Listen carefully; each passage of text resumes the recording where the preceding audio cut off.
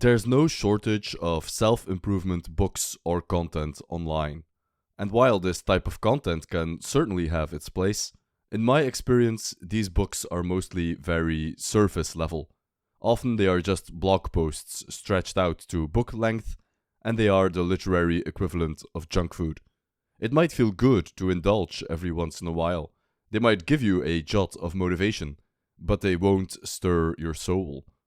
If you're looking for something more profound, I have two suggestions for you in this video. The books I'm about to talk about are short, and both of them have had a significant influence on what we today would call self-improvement books. But they are older, they are possessed of more artistic merit, and they are timeless works of wisdom that will stay with you for life.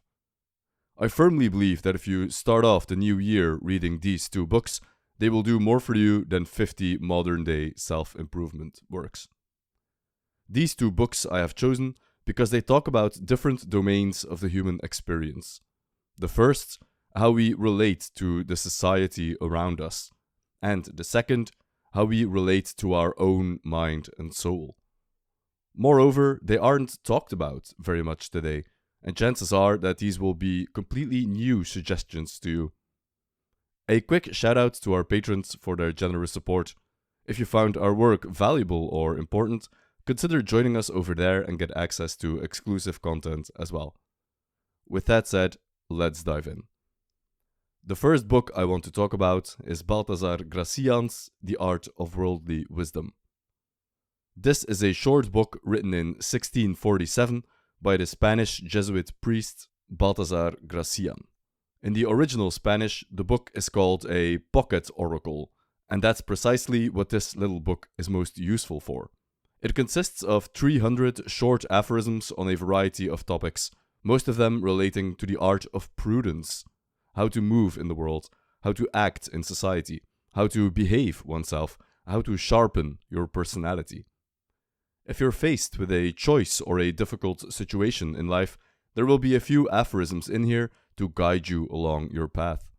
The book is almost 400 years old, but its wisdom is timeless. Consider, for example, aphorism number 8. To be without passions. 'Tis a privilege of the highest order of mind. Their very eminence redeems them from being affected by transient and low impulses. There is no higher rule than that over oneself, over one's impulses. There is the triumph of free will. Many of these aphorisms might strike you as obvious, but in the ways of men and the world, there is nothing new under the sun anyway. It's always helpful to repeat the truth.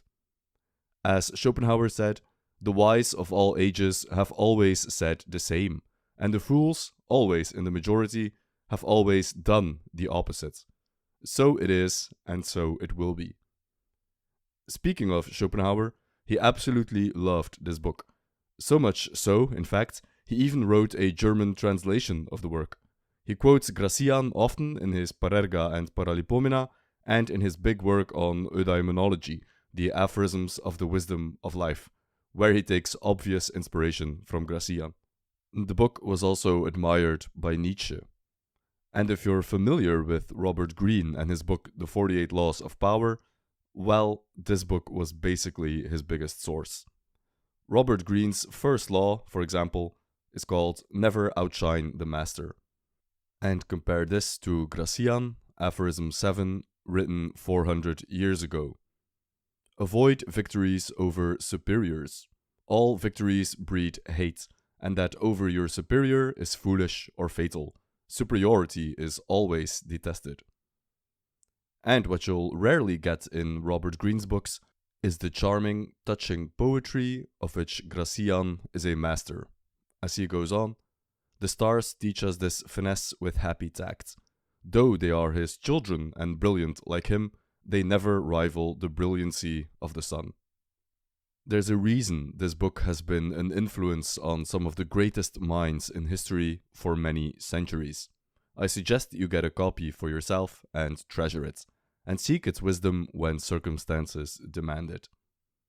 I'll leave a link in the description to where you can buy it, and you can also get it for free on Audible as an audiobook until New Year's Eve. So at the time of recording this video, you can get this book for free with an Audible trial. You can listen to it on a long hike and come back to it whenever you need its specific advice.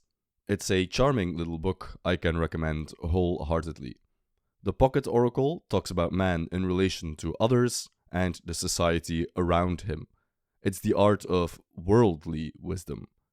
The next book I want to talk about is not about the superficial relationships in broader society, but about the depths of your heart, soul, and mind. It's about the relationship you have with yourself.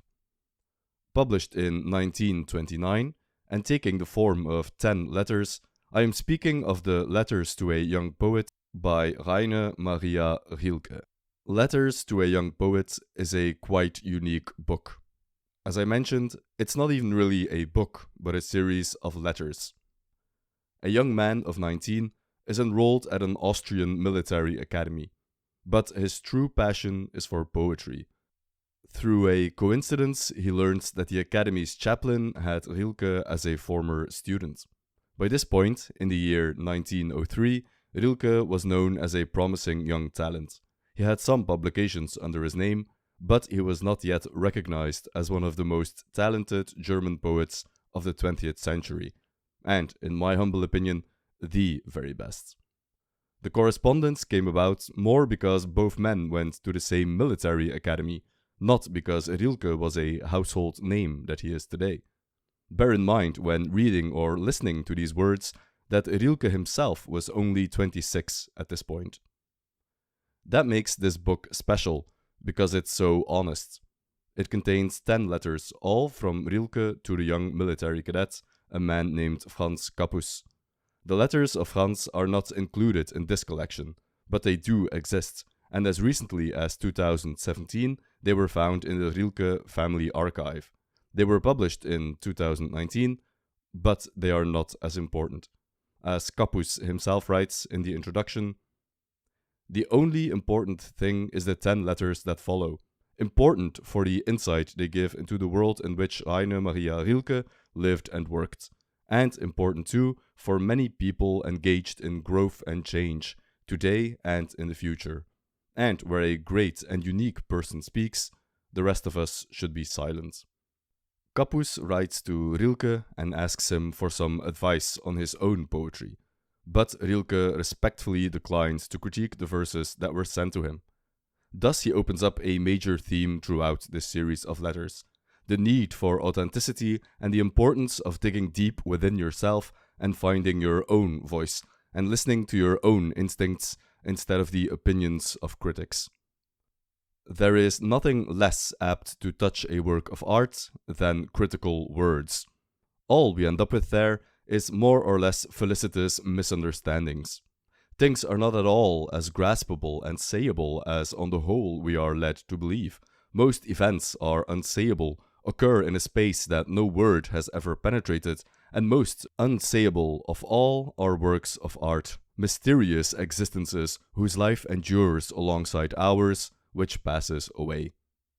What follows is a correspondence that lasts for around 6 years, and whereas the young Kappus initially wanted to simply get some advice on how to get started as a poet, what he gets instead is timeless wisdom and life advice.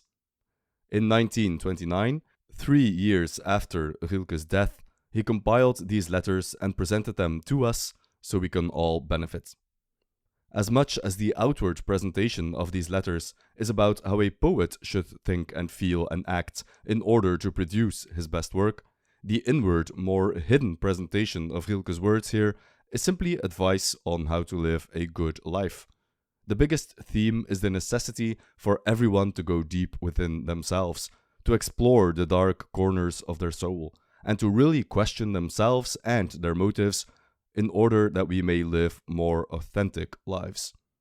He advises the young Kappus to really dig deep within himself, ask himself why he feels the need to write and to become an artist, and if he ever comes to the conclusion that he really cannot do anything in life except to write, if writing is the only thing that can fulfill him and there is nothing else, then he should go ahead and write and not bother himself with the approval of society, the potential monetary rewards, or the fact of being published by prestigious journals. Writing, and we can say living life in the way that you want to live, should be a necessity. There should be an overwhelming desire to put words to paper, and if not, if there are other hidden reasons for doing it, then maybe it's best to pursue something else. And whenever Rilke talks about poetry or how the poet should view the world, really between the lines, he's talking about how to live well. Consider, for example, this passage on how the poet should look at his surroundings. If your everyday life seems to lack material, do not blame it, blame yourself.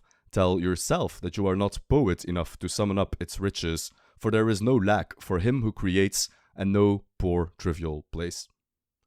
Is Rilke really speaking of the art of poetry, or rather about the art of living? The book is really short.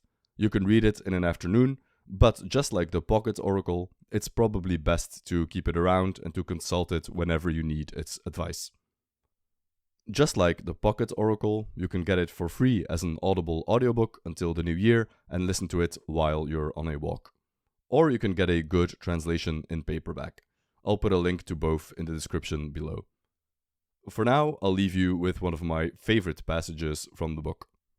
You are so young, so much before all beginning, and I would like to beg you, dear sir, as well as I can, to have patience with everything unresolved in your heart, and to try to love the questions themselves as if they were locked rooms or books written in a very foreign language.